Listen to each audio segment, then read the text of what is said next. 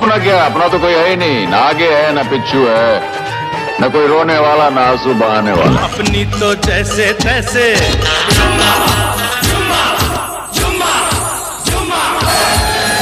कर लो बात। अरे बाबूजी ऐसी इंग्लिश आवे दैट आई कैन लीव अंग्रेज बिहाइंड। स स स ग ग रे रे सा नि नि नि सा सा। अमिताभ बच्चन ने 70 के दशक में एक से बढ़कर एक कई बेमिसाल फिल्में दी हैं, जिनमें से कुछ व्यावसायिक तौर से काफी सफल रहीं तो कुछ बेहद ही असफल। हालांकि यह भी सच है कि कई बार अच्छी फिल्में भी अलग अलग परिस्थितियों का शिकार होकर दर्शकों के पहुंच से दूर रह जाती हैं और उन्हें असफलता का मुंह देखना पड़ता है। साल 1979 में अमिताभ बच्चन की एक ऐसे ही अंडररेटेड फिल्म आई थी, द ग्रेट गैमलर, जो कि व्यावसायिक तौर से असफल तो रही पर क्रिटिकली फिल्म को काफी सराहा गया।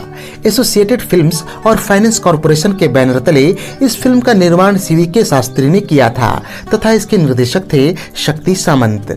फिल्म की कहानी विक्रमादित्य नामक एक लेखक के उपन्यास पर आधारित थी, जिसका फिल्मी रूपांतरण किया था सीजे पावरी ने। बात करें इसके पटकथा लेखक की तो वो थे शक्ति सामंत और रंजन बोस तथा इसके संवाद लिखे थे व्रजेंद्र गौड़ ने। तकरीबन 2 घंटे 43 मिनट की लंबाई वाली इस फिल्म को रिलीज किया गया था 6 अप्रैल 1979 को तथा इसके प्रमुख और सहायक भूमिकाओं में नजर आए थे अमिताभ बच्चन, जीनत अमान, नीतू सिंह, प्रेम चोपड़ा, मदन पुरी, सुजीत कुमार, उत्पल दत्त, रूपेश कुमार, इफ्तेखार आदि। मशहूर संगीतकार आर.डी. बर्मन की धुनों से सजे हुए कुल 5 गीत फिल्म में रखे गए थे, जिनके बोल लिखे थे आनंद बख्शी ने। फिल्म में प्रयुक्त इन 5 गीतों के बोल थे, ओ दीवानो दिल संभालो, तुम कितने दिन बाद मिले, रक्कासा मेरा नाम, पहले पहले प्यार की मुलाकातें याद है और फिल्म का सबसे लोकप्रिय गीत 2 लफ्जों की है दिल की कहानी, या है मोहब्बत या है जवानी। इन गीतों में अपनी सुमधुर आवाज का जादू बिखेरा था किशोर कुमार, आशा भोसले, मोहम्मद रफी और शरद कुमार ने। चलिए अब जान लेते हैं इस फिल्म से जुड़े 15 खास अनसुनी बातें। Fact number 1, film the great gambler का बजट था लगभग 1 करोड़ 30 लाख रुपए और इसने बॉक्स ऑफिस पर 2 करोड़ 25 लाख रुपए कमाए। इस तरह से इसे एक फ्लॉप फिल्म घोषित किया गया।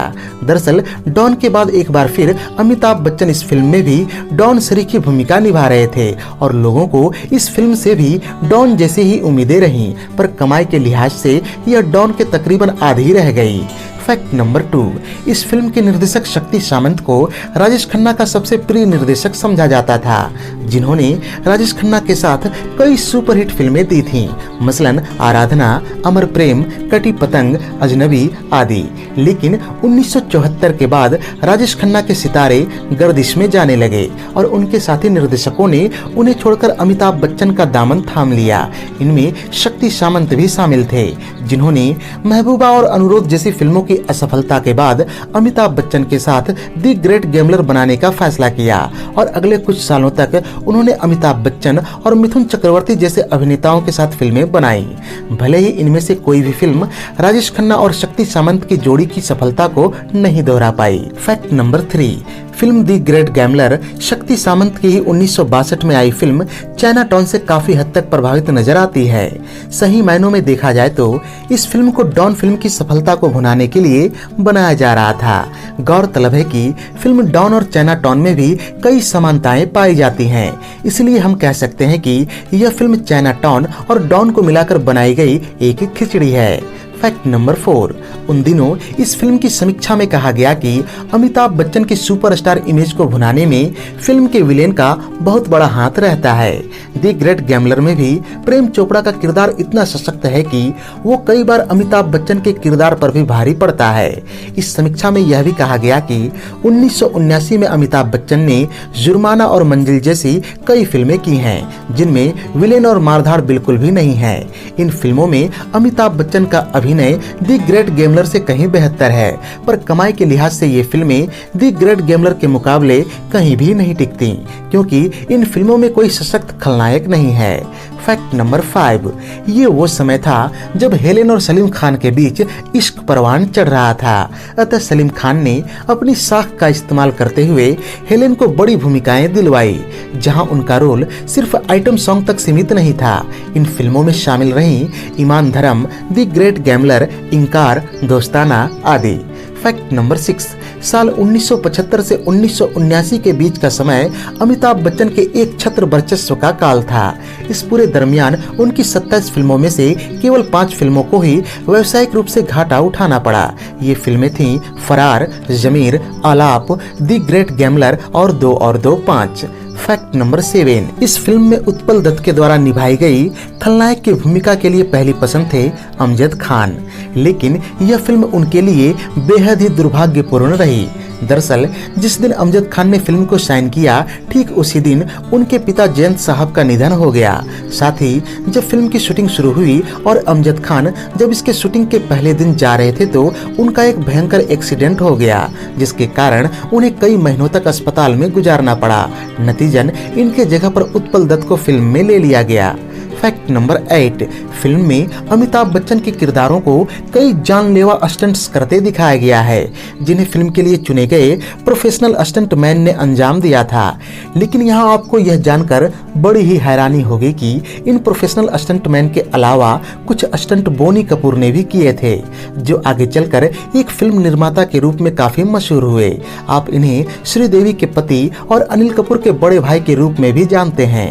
फैक्ट नंबर 9, फिल्म में सुजीत कुमार मार्कोनी नामक एक इटालियन स्मगलर की भूमिका में दिखे थे, जो कि काफी अच्छी हिंदी बोल लेते हैं। सही मायनों में देखा जाए तो मार्कोनी जैसा ही एक किरदार साल 1975 की Dev Anand starrer film warrant में भी देखा गया था, जिसमें सुजीत कुमार ने ही थॉमसन नामक एक ऐसे ही विदेशी व्यक्ति की भूमिका निभाई थी। इसके अलावा यहाँ यह जानना भी दिलचस्प है कि मार्कोनी नामक यह इटालियन किरदार आगे चलकर हाउसफुल सीरीज में चंकी पांडे के द्वारा निभाए गए आखिरी पास्ता नामक किरदार के लिए भी प्रेरणा बनी।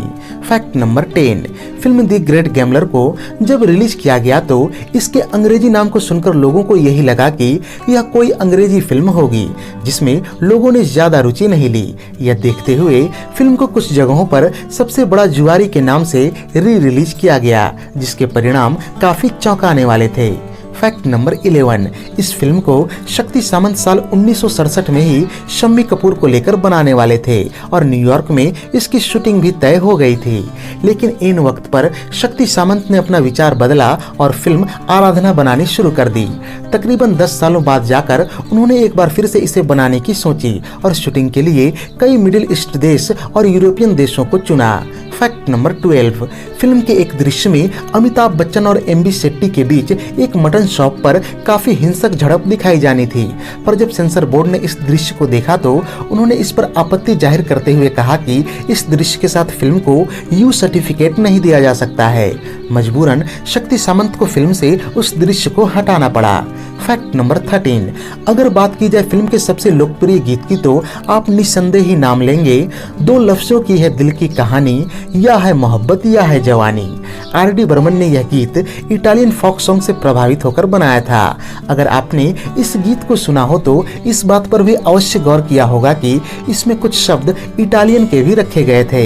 यहाँ आपको बताता चलूं कि इन इटालियन शब्दों को शरद कुमार नामक एक भारतीय गायक ने गाया था। Fact number 14, film the great gambler Zeenat Aman की साल 1979 में रिलीज एकमात्र फिल्म रही थी, जबकि वो उस समय की सबसे व्यस्त रहने वाली अभिनेत्रियों में शामिल की जाती थी। दरअसल हुआ कुछ यूं था कि इससे 1 साल पहले यानी कि 1978 में उनकी डॉन, शालीमार और सत्यम शिवम सुंदरम जैसी कुछ काफी बड़ी फिल्में आईं, जिससे इनकी लोकप्रियता अचानक ही शीर्ष पर पहुंच गई। परिणाम स्वरूप इन्हें एक के बाद एक कई फिल्मों के प्रस्ताव मिलने लगे और वो काफी व्यस्त हो गईं। यही कारण रहा कि अगले साल 1980 में उनकी कई फिल्में आईं, जिनमें शामिल थीं दोस्ताना, इंसाफ का तराजू, राम बलराम, कुर्बानी, अब्दुल्ला, अली बाबा और 40 चोर आदि। फैक्ट नंबर 15, कहा जाता है कि यह अमिताभ बच्चन के कैरियर की वो पहली फिल्म रही जो विदेश में शूट की गई थी। बात करें फिल्म के शूटिंग लोकेशन की तो इसकी शूटिंग मिस्र, पुर्तगाल, इटली और रोम आदि देशों के साथ साथ भारत के गोवा में भी हुई थी। फिल्म के गीत 2 लफ्जों की है दिल की कहानी की शूटिंग इटली के वेनिस स्थित ग्रैंड कैनल में किया गया था। इसके अलावा पहले पहले प्यार की मुलाकातें की शूटिंग पुर्तगाल के लिस्बन में स्थित एडुआर्डो 7 नामक पार्क में हुआ था। तो ये थी साल 1979 में आई अमिताभ बच्चन की लोकप्रिय फिल्म द ग्रेट गैम्बलर पर हमारी एक विशेष प्रस्तुति। उम्मीद है कि यह वीडियो आपको बेहद ही पसंद आई होगी। अगर वीडियो पसंद आई हो तो इसे लाइक और शेयर भी कर दें तथा ऐसे ही दिलचस्प वीडियोस की नोटिफिकेशन पाने के लिए चैनल को सब्सक्राइब करके बेल आइकॉन में ऑल का बटन दबा दें। धन्यवाद।